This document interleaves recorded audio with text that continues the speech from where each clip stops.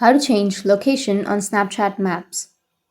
So if you want to change your location on Snapchat Maps, then first you need to open up your Snapchat application and go with the upper left, which has that profile option. Once you're under the profile, now if you scroll down, you'll have the Snap Map. Tap on Snap Map. Now under your Snap Map, you just need to simply go with the settings, which is on the upper right. Tap on settings, and here you just need to simply go and turn on your ghost mode if you don't want to share your current location. And once you turn on your ghost mode, now from here you'll be able to share your location to your friends, but unfortunately we don't have an option to change location on Snapchat Maps because we don't have that option yet. So if you want to change your location, we need to involve a third-party application. So you just need to simply go to your Play Store or your App Store, and then you can search for the GPS tracker, or you can simply use any location changer applications, and then you can change your location.